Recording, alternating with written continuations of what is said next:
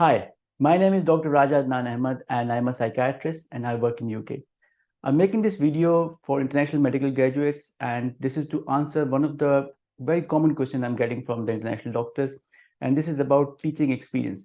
Because people hear that, when they're filling a form in UK for an application, they've asked about their teaching experience and they're applying for training. The question of teaching experience is also there. So people are asking me that, while we are in our home country and doing some teaching, what sort of evidence we should be gathering? How should we demonstrate that we have good teaching experience and how that could be counted to improve our CV? In the next part of this video, I will share my screen with you and I will show you some of the elements that are required when you're gathering evidence. So one thing I'll show you will be a teaching feedback form. So in UK, there are certain things we need to do. Like for example, if we are teaching, we get feedback from our students. Then there's also another formal way of taking feedback from our senior. So for example, as a junior doctor, if I am doing teaching on medical students, I can request one of my senior doctor to come and sit in that teaching session and observe me. So other than getting feedback from the students, I can gather feedback from my senior, and my senior can give me some formal feedback of how the teaching session went, what was the impression of my style, if there's anything I can improve. So getting feedback from students, getting feedback from your seniors, this is something you can gather as evidence. Third thing is that getting a certificate or something that can confirm your involvement in that teaching sessions. So these are two, three things, or two, three types of documents that you can gather, that you can use to put in your portfolio while you're applying for jobs in UK. Then I will also show you the requirements which are in place from the IMT, which is the internal medicine training. When you're applying for that, what kind of evidence in regards to teaching they're looking for.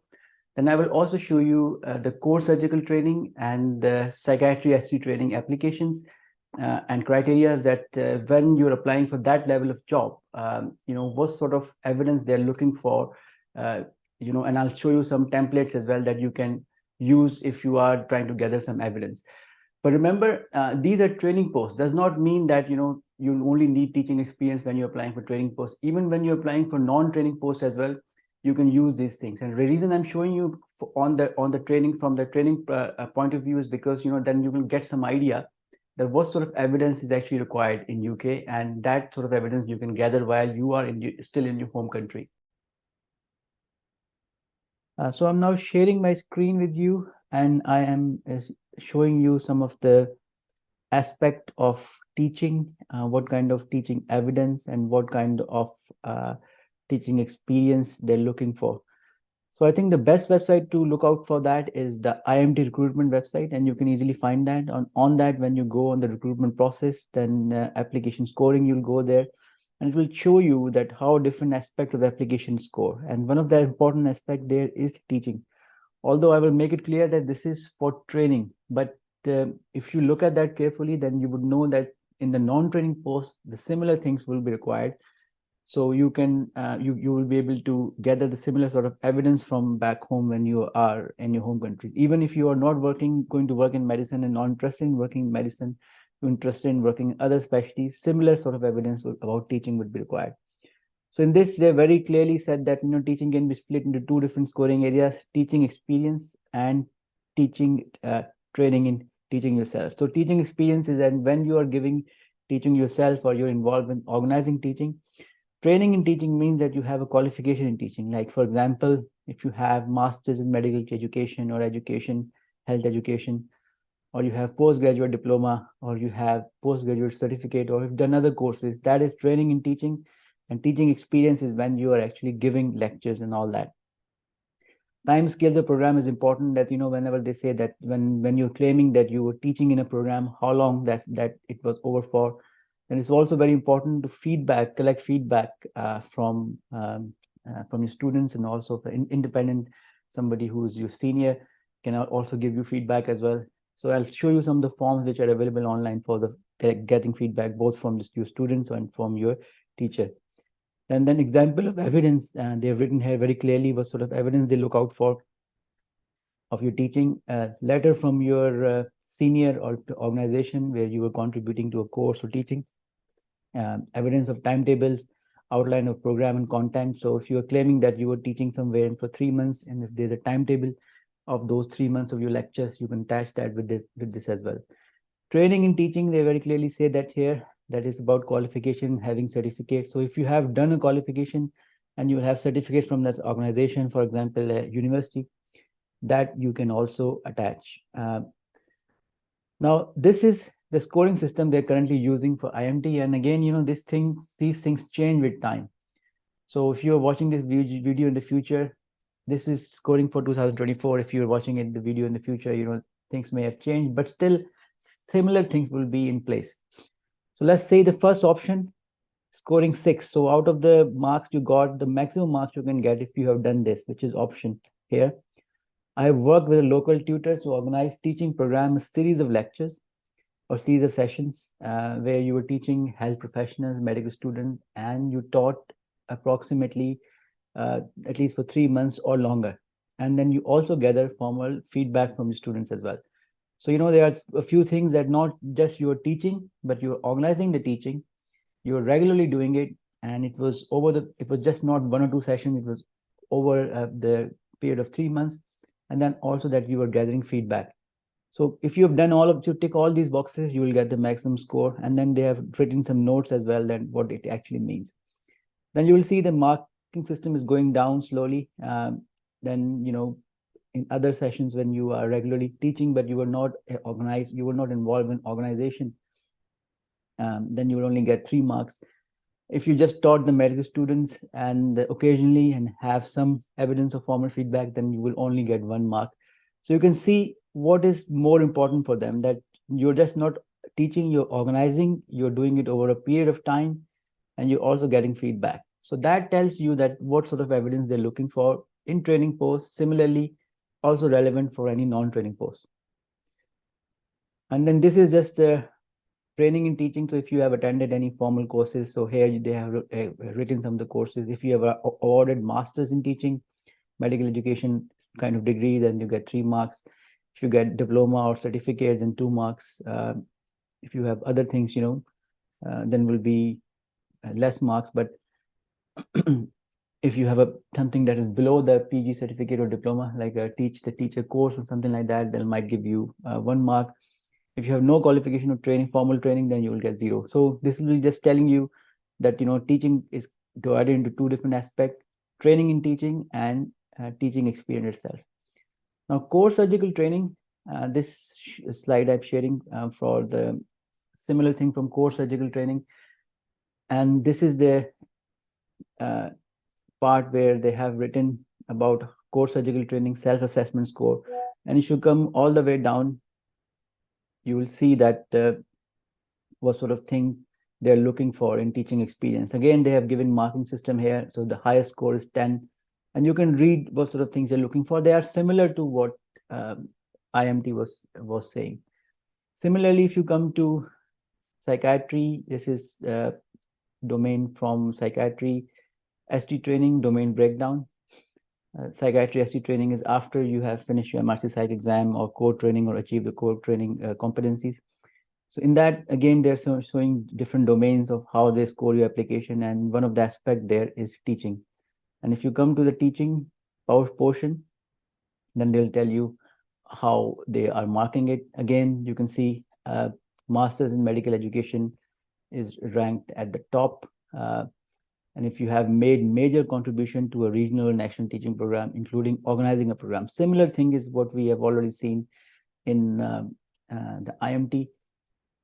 Here they're getting a score of 4, that you have been involved in organizing teaching. That is something that will give you marks. Sort of evidence they are looking for here: letter signed here confirming your involvement in teaching from your senior teaching program, overview of the lectures, feedback you have received, similar things which you have already seen in the IMT program. That's what I said. The IMT website is more clear and very, very crisp in terms of explaining what sort of things they're looking for. Now, I've shown you 3 different things, core surgical training, IMT, medicine training, and psychiatry training. Now, they've all talked about feedback forms. Now, this is where people get confused about, what sort of feedback are they talking about? We never collect feedback. How to collect feedback? So there are two different ways of collecting feedback. Number one way is the old-fashioned way, which we still do, is to print out some feedback forms and then distribute that to your audience. So if you are giving a lecture, print out those forms, give them to your student in advance. Say that I'm going to give you a lecture of 45 minutes. I'll be grateful if you can fill these forms, and then you can collect the form at the end of the lecture. The forms can be, the student don't need to put their names on that.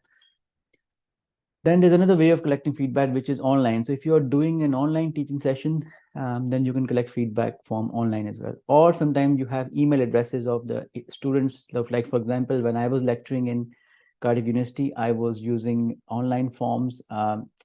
I will give the lecture face to face, but the students will get a link to fill an online form. So this is a form I'll show you. This is a fairly simple form. If you go on internet and touch and type teaching feedback forms, the different types one will come. BJ, British Medical Journal. Then you have Oxford Medical Education. But I think the most relevant or most authentic, I would say, is this one, which is from the Joint Royal Colleges Physician Training Board. And then you can see there's a teaching form they have written, and this is freely available. If you open that form, and you see that it's a very simple form. There's nothing really complicated in there. It's about teaching and presentation. You can put your name there yourself, print it down, sessions or topic you're doing, the date you're doing, and then you can let the students give you some feedback. So this one doesn't have any scales on it. So the students will be actually writing down their feedback on here. So there are different other ways of collecting feedback. You don't need to actually use this form, but this is one of the form from the authentic website. If you are using it, this is a useful one. Then you can see there's another way of collecting feedback, which is from your seniors. It's like, for example, if I am a junior doctor and I'm doing a teaching session on medical students, I can ask one of my senior to say that, can you please join the session, one of the sessions, and then give me feedback about my teaching style and how I'm teaching and how can I improve myself. So now this is the example of that, again from the same website. Is called Teaching Observation Form. If you open that, you will see that what sort of things they are looking for in this particular form. Now this one, date of assessment, when this assessment was done, trainee's name, the junior doctor's name, GMC number is here, but obviously if you are not a GMC registered doctor, then you can put your local medical council's name, trainee year, if you're a first year trainee, second year training, assessor's name, the consultant's name, their email address, or whatever they like to put as a contact number, or their local council number, and what is their grade, are they consultant, or are they SPR or registrar. So this is a formal teaching session form, when you can say that what sort of setting they were there, who were the learner groups. Setting could be like bedside setting or a lecture hall. Learner group, medical students, junior doctors, whoever you were teaching. Title of the session, the brief description of the session. You can write here that, it was a lecture on myocardial infarction, or how to manage an acute myocardial infarction, with some examples, with some case history, those sort of things. That introduction, and there are three different aspects that your senior just kind of score you on the introduction. That how was your introduction? How did you introduce yourself? How did you gain the attention of the group? And how did you sort of set up the scene, basically, to start the objectives? Then development, what were the key points you were emphasizing on? Were you clear? Were you good in sort of terms of teaching? Were you well paced and all that? And then conclusion is the last part. That, did you summarize the key points? Were the objective which you were trying to teach, were they met? And was this finished in the time? And then general comments from your supervisor. Then you can, as a trainee, sign here, and supervisor can sign here. So this becomes like an evidence that you have done a teaching session. Not just the evidence that you've done a teaching session, but you have been given feedback from your senior as well on that teaching session. This sort of evidence you can also gather. Now I'll show you another sort of form, and this is the one as an example from my own self. I do online webinars and involve some of the junior doctors to help me with the online webinars. And in those online webinars, we collect feedback through online forms. So when people are registering for the online webinar, they will leave their email addresses.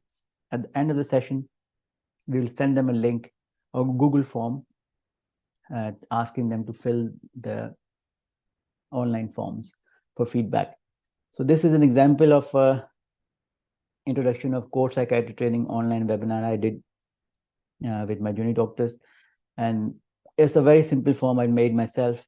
We're just asking that content of the webinar, were they good or bad? So 1 to 5, you just can score. Presentation style, what was that? Is it good or bad? And then anything they want to say about the webinar, they can just write here.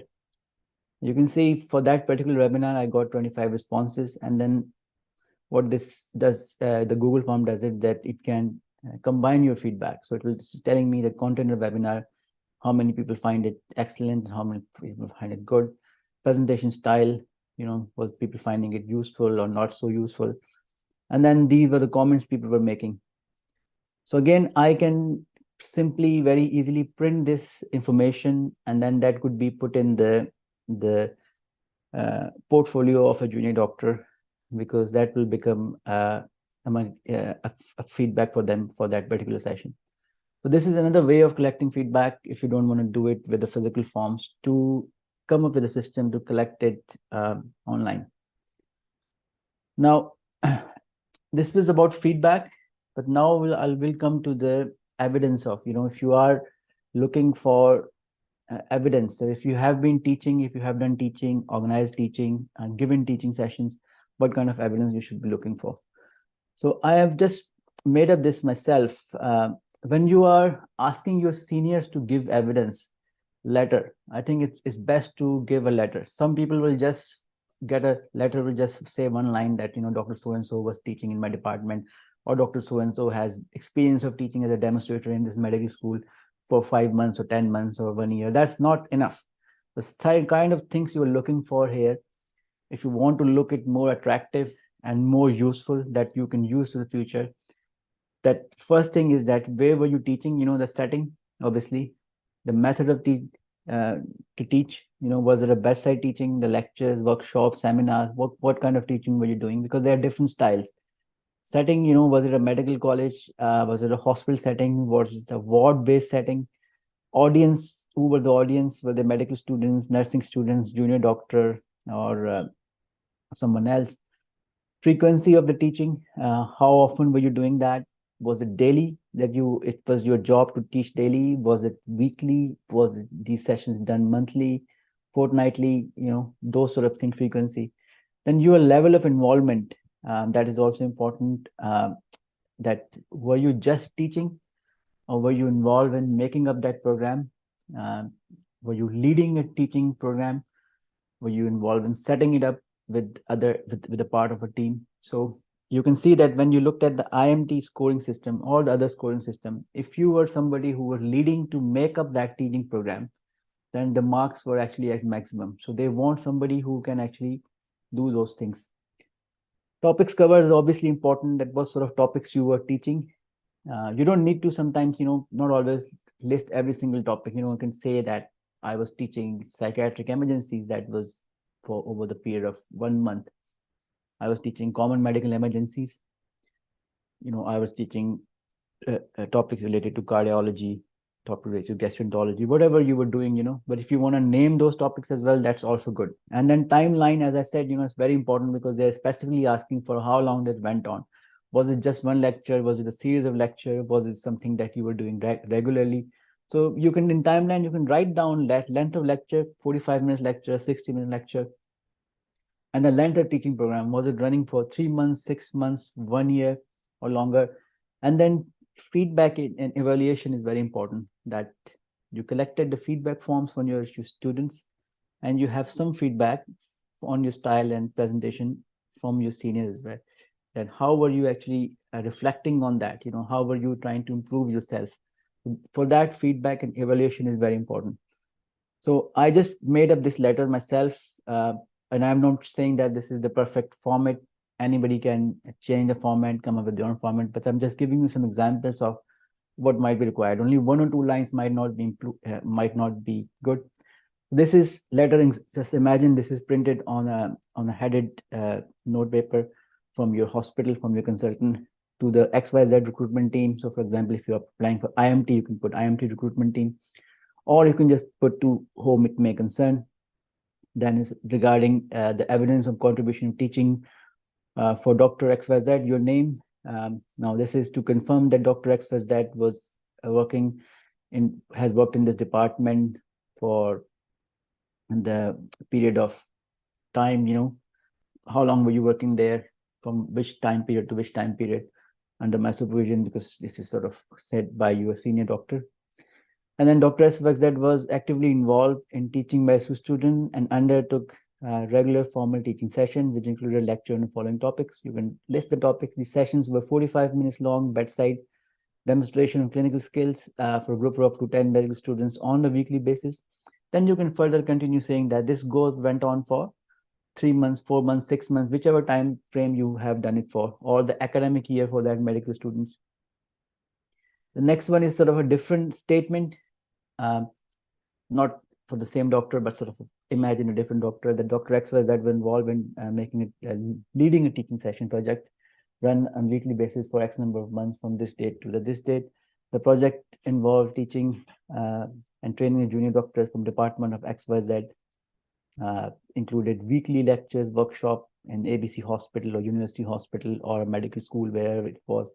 The topics covered in the form of early teaching lecture included, you can list the topics here. So I'm just giving you an example of, rather than just getting a simple letter saying that you were teaching, you are actually getting more information here. It is very specifically talking about who were you teaching, what were you teaching, where were you teaching, what were the topic you were covering, how long was it for, if this was a series, how long it went on for, and all that. And this is important, the last one. The Dr. XYZ has been collecting feedback and showed improvement in the teaching style. She has mostly got good feedback, and a copy of amalgamated feedback is attached to the letter. So you can make a summary of the feedback. Sometimes when you're collecting feedback forms, they can become hundreds of them, but you can make a summary of that and then attach it to this evidence. Then your consultant's name and what are they, and then department where they're from. And if this is done on hospital headed paper, then this will look very official, signed by your consultant, and that sort of evidence you can use for your training program and all that. So that was it. This is what I wanted to show you, and I hope this has been useful.